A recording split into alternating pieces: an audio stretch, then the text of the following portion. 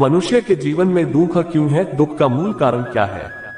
दुख का मूल कारण क्या है? संसार में मनुष्य दुखी क्यों है? आजकल जिससे भी मिलो वह केवल अपने दुख की बात करता है। कोई अपने आर्थिक दुख की बात करता है, कोई अपने पारिवारिक दुख की, तो कोई अपने शारीरिक दुख की। दुनिया में शायद ही कोई ऐसा मनुष्य होगा जिससे कोई दुख ना हो। खैर, हमारे जीवन में सुख दुख तो आते जाते ही रहते हैं, परंतु मजे की बात यह है कि हम अपने दुख के लिए कभी ईश्वर को, कभी किस्मत को, तो कभी दूसरों को दोषी ठहराते हैं। जबकि सच्चाई यह है कि हर मनुष्य अपने दुख का निर्माता स्वयं है। हर मनुष्य अपना दुख स्वयं उत्पन्न करता है, लेकिन इस बात को कोई मानना नहीं चाहता। इसलिए इस आर्टिकल में हम आपको खुद के वास्तविक अनुभव और मनोवैज्ञानिक विश्लेषण के आधार पर बताएंगे कि हमारे दुख का मूल कारण क्या है। जब मैं पहली बार इस दुनिया में आया था, तब मैं बहुत खुश था। इतनी खूबसूरत दुनिया को देखकर कितना मनोहर दृश्य था। हंसते मुस्कुराते फूल, हवा में झूमते पेड़ पौधे, गाते गुनगुनाते चिड़िया का शोर और इतने सुंदर सुंदर लोग। मुझे बहुत अच्छा लगा इस दुनिया में आकर। मैंने मन ही मन ईश्वर का शुक्रिया अदा किया इतनी खूबसूरत दुनिया बनाने के लिए। परंतु धीरे धीरे जब मैं कुछ बड़ा हुआ और थोड़ी समझ हुई, तो मैंने ये नोटिस किया कि पता नहीं क्यों मनुष्य अपने जीवन में खुश नहीं है। मैंने देखा कुछ लोग चिंता में डूबे हुए थे, कुछ लोग गम के मारे लग रहे थे, कुछ लोग दुख में आंसू बहाते हुए दिखाई दिए। मैंने कुछ लोगों को ये भी कहते हुए सुना कि दुनिया में केवल दैक ही दैक है। कुछ लोग तो ईश्वर को कोस भी रहे थे कि ईश्वर ने उनकी जिंदगी को दुखों से भर दिया है। उनकी बातें सुनकर मुझे बड़ा आश्चर्य हुआ।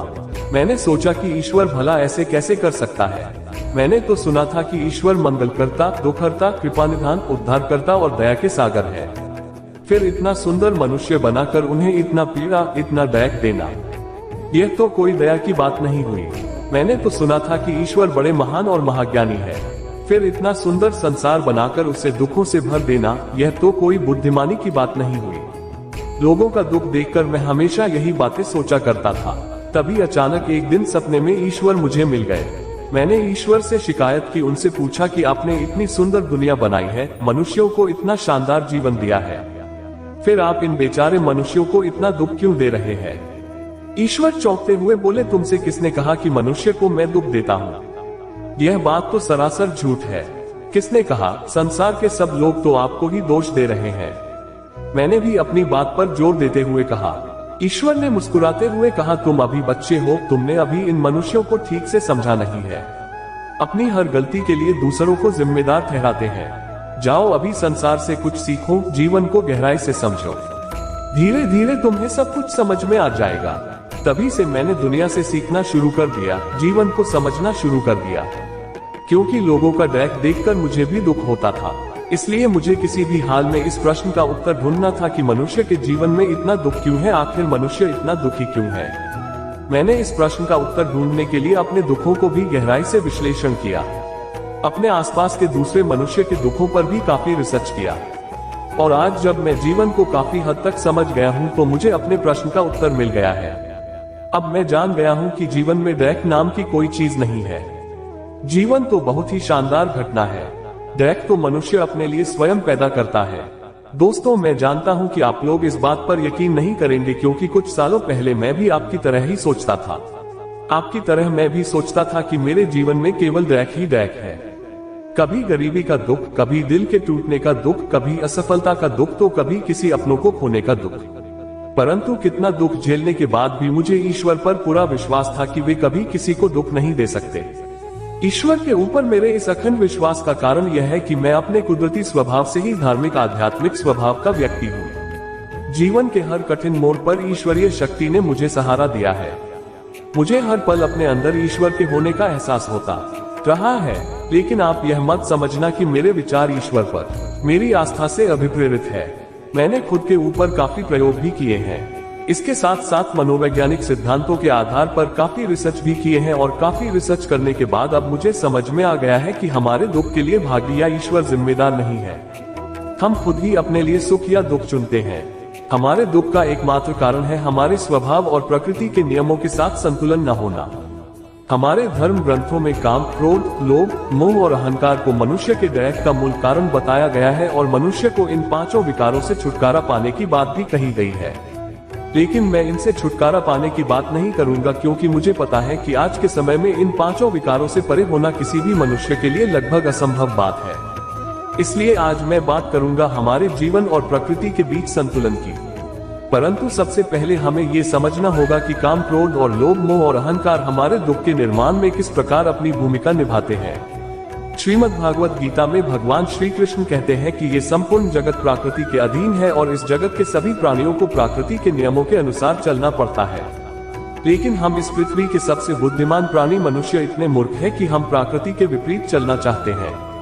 हम जानते हैं परिवर्तन संसार का नियम है, कभी दिन कभी रात, कभी सर्दी कभी गर्मी, कभी धूप कभी छांव, कभी दुख कभी सुख, यह सब सृष्टि के जीवन चक्र का एक हिस्सा है। फिर भी हम चाहते हैं कि जीवन में सब कुछ हमारे अनुकूल हो। हम जानते हैं हम जैसा बीज बोते हैं वैसा ही फल हमें मिलता है। फिर भी हम चाहते हैं कि हम बीज बोए बबूल का और उसमें से आम निकल जाए। हमारे अधिकांश कर्म तो प्रकृति के विपरीत होते हैं, लेकिन हम चाहते हैं कि परिणाम प्रकृति के अनुकूल हो। गीता में भगवान श्री कृष्ण कहते हैं, संसार के हितार्थ के लिए निस्वार्थ भाव से कर्म करो और फल की चिंता मत करो। लेकिन हमें कर्म से ज्यादा फल की चिंता होती है, और जब हमारी कामनाएं पूरी नहीं होती तो हम या तो क्रोधित हो जाते हैं या दुखी हो जाते हैं। क्रोध में हमारे बुद्धि और विवेक को हर लेती है, जिससे हमारे सोचने व समझने की क्षमता क्षीण हो जाती है और हम मानसिक रूप से विक्षिप्त हो जाते हैं। तत्पश्चात एक विक्षिप्त मानसिकता वाला मनुष्य मन, कर्म और वचन से जो भी करता है वह उसके दुख को और भी ज्यादा बढ़ाने वाला होता है। अब आप खुद सोचिए कि हमारे दुखी होने के लिए कौन दोषी है। हालांकि ऐसी बात भी नहीं है कि हमारी इच्छाएं पूरी नहीं होती। हमारी कई इच्छाएं पूरी भी होती है, लेकिन जब हमारी इच्छाएं पूरी हो जाती है तो हमारा लोभ और बढ़ जाता है, जो आगे चलकर मोह का रूप ले लेता है। मोह का वास्तविक अर्थ होता है भ्रम, यानी हमें ये भ्रम हो जाता है कि हम किसी चीज के मालिक हैं। मोहवश हम संसार के भौतिक चीजों से अपना अस्तित्व जोड़ लेते हैं, जबकि गीता में भी कहा गया है कि परिवर्तन संसार का नियम है। जो आज तुम्हारा है वो कल किसी और का था और परसों किसी और का हो जाएगा। लेकिन हम चाहते हैं कि हम जो चाहे वह हमेशा के लिए हमारी हो जाए, और जब ऐसा नहीं होता तो हम दुखी हो जाते हैं। भ्रम से याद आया कि हमारा सबसे बड़ा भ्रम तो हमारा अहंकार है, जो आजकल हमारे दुखों का सबसे बड़ा कारण बन गया है। अहंकार में हम अपने अस्तित्व को सृष्टि के मूल प्रकृति से तोड़ लेते हैं। हम स्वयं को सबसे अलग और सबसे बड़ा समझने लगते हैं, लेकिन जब हमारा भ्रम टूटता है तब हमें पता चलता है कि हमारी औकात दुनिया में एक तिनके से ज्यादा कुछ भी नहीं है। इसलिए इस भ्रम के टूटने से हमारे अहंकार को चोट लगती है और हमें दैक का अनुभव होता है। स्मरण रहे कि प्रकृति के नियमों के अनुसार संसार की हर चीज पंचतत्वों अर्थात पृथ्वी, अग्नि, जल, वायु और आकाश से मिलकर बना है और एक दिन उसी में विलीन हो जाएगा। अतः इस भौतिक जगत के नश्वर चीजों पर आधिपत्य जमाने वाला हमारा अहंकार हमें केवल दुख ही दे सकता है। इस प्रकार दोनों ही परिस्थितियों में हम अपने लिए केवल दुख ही पैदा करते हैं। हालांकि यह दुख भी कोई स्थायी दुख नहीं होता, यह मात्र एक नकारात्मक विचार होता है जिसे हम चाहे तो सकारात्मक विचार में बदल सकते हैं। परंतु हम दुख के असली कारण को समझने के बजाय यहाँ भी एक भ्रम पाल लेते हैं कि यह दैक मेरा है, इसलिए फिर हम दैक को पकड़ कर बैठ जाते हैं और दुख हमारा स्वभाव बन जाता है। तो अब सवाल यह उठता है कि हम इस दुख के भंवर से बाहर कैसे निकल सकते हैं। तो बस 1-2 दिन इंतजार कीजिए, हम अगले पोस्ट में आपको एक एक करके पूरे विस्तार से बताएंगे कि आप अपने दुख से छुटकारा कैसे पा सकते हैं। गीता में भगवान कृष्ण ने बताया कि किस तरह इंसान दुखों को खत्म कर रह सकता है खुश। मनुष्य के अंदर दुख, शोक, चिंता, भय या व्याकुलता आने के मुख्य रूप से 2 ही कारण होते हैं। पहला, प्रिय या इच्छित वस्तु, परिस्थिति या व्यक्ति का वियोग हो जाना, और दूसरा, अप्रिय या अनिष्ट वस्तु, परिस्थिति का संयोग या प्राप्ति का हो जाना।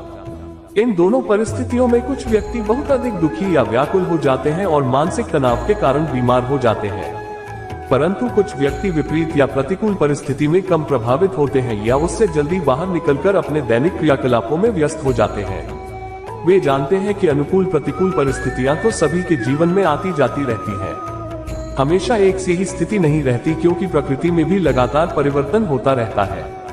इन दोनों प्रकार के व्यक्तियों के अलावा कुछ लोग ऐसे भी होते हैं जो काल्पनिक स्थिति का विचार करते रहने के कारण भयभीत या व्याकुल रहते हैं, जैसे कहीं मुझे कोविड या दूसरी कोई बड़ी बीमारी न हो जाए, उस समय मेरा या मेरे परिवार का क्या होगा। या यदि उनके परिवार का कोई व्यक्ति गाड़ी से घर से बाहर गया है, तब वे यह सोचकर व्याकुल होते रहते हैं कि कहीं रास्ते में कुछ हो न जाए। भगवान ने गीता में कहा है कि जिस मनुष्य के व्यवहार या क्रियाकलापों से दूसरे मनुष्य उद्विग्न या व्याकुल नहीं होते, या वह स्वयं भी दूसरे मनुष्यों से उद्विग्न नहीं होता, जो सुख दुख या ईर्ष्या भय और उद्विग्नता से रहित है, वह मनुष्य मुझे प्रिय है। इस श्लोक में भगवान ने 3 बार उद्वेग के विषय में कहा है। अन्य शास्त्रों में भी 3 प्रकार के ताप या दुख का जिक्र आता है। गीता में आता है, दुखों की प्राप्ति होने पर जिसके मन में उद्वेग नहीं होता, सुखों की प्राप्ति में जो सर्वथा इच्छा रहित है, जिसके राग भय और क्रोध नष्ट हो गए हैं, ऐसा व्यक्ति स्थिर बुद्धि कहा जाता है। इसलिए स्थिर बुद्धि वाला मनुष्य उपरोक्त तीनों प्रकार की परिस्थिति आने पर भी बहुत व्याकुल नहीं होता, उसमें कोई बहुत बड़ी हलचल नहीं होती, वह शांत रहता है। तब वह अपना कार्य और भी विचार पूर्वक सावधानी के साथ करते हुए उस प्रतिकूल परिस्थिति से बहुत शीघ्र ही बाहर निकल जाता है। यदि हमें अपना कार्य पूरा करने के बाद इच्छानुसार परिणाम प्राप्त नहीं हुआ, तब हमें व्याकुल होने के स्थान पर उस पर भली भांति विचार करना चाहिए कि कहां पर हमसे कमी रह गई। उस पर ध्यान रखते हुए भविष्य में फिर प्रयास कर सकते हैं। इसी प्रकार हमारे प्रति दूसरों का व्यवहार या उनकी क्रियाओं पर हमारा वश नहीं है, तब हम उनसे अपने मन को क्यों व्याकुल करते हुए अपने स्वास्थ्य पर प्रतिकूल प्रभाव डालते हैं। इसके अतिरिक्त मन में आने वाले काल्पनिक विचारों से भी अपने मन को व्याकुल नहीं करना चाहिए। जो हो चुका है उससे सीख या ज्ञान लेकर भविष्य के प्रति सावधान हो सकते हैं। वर्तमान में किए जाने वाले कर्मों को पूरे शांत मन से परिस्थिति के अनुरूप खुशी खुशी करने का प्रयास करना चाहिए, इसी में हमारा कल्याण है। इसके अतिरिक्त दूसरों की उन्नति होने पर हमें उनसे ईर्ष्या का भाव रखकर अपने मन को मलिन या व्याकुल नहीं करना चाहिए। जितना हमारा मन शांत रहेगा उतनी ही प्रसन्नता हम प्राप्त करेंगे। स्वस्थ जीवन के लिए शांत और प्रसन्न रहना आवश्यक भी है।